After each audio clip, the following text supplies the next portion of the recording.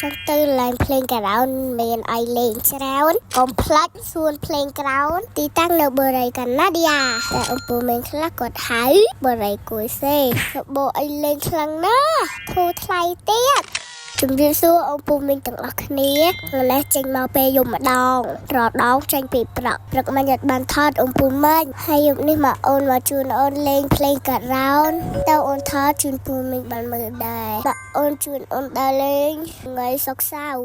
ថ្ងៃអាទិត្យអត់ទេអូនគេងតែសារត្រូវទៅរៀនថ្ងៃច័ន្ទធ្វើម៉ាក់ខ្លាចអូនក្រោកជី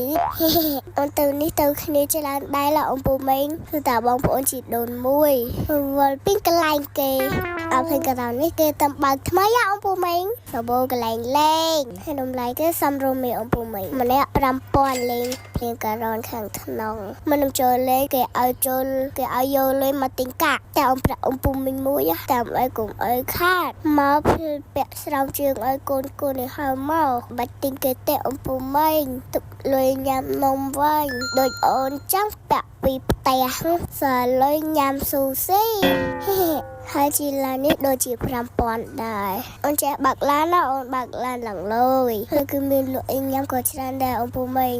មានស៊ូស៊ីមានប្រហិតôngពូមីងនៅបាត់ដំបងអាចនាំកូនមកលេងនៅនេះបានទីតាំងក្រុងបាត់ដំបងនឹងឯôngពូមីងនៅបរិយាកាសណាឌីយ៉ាឥឡូវហ៊ូសើលើបន្តិចដែរôngពូមីងបើôngពូមីងជិះសើលើមកត្រង់ឬខាងស្ដាំដៃបើôngពូមីងជិះខាងពេទ្យពូ2មកនៅខាងឆ្វេងដៃវិញôngពូមីងអរគុណដែលសម្រាប់តាមដានវីដេអូអូនជួបវីដេអូអូនវីដេអូក្រោយ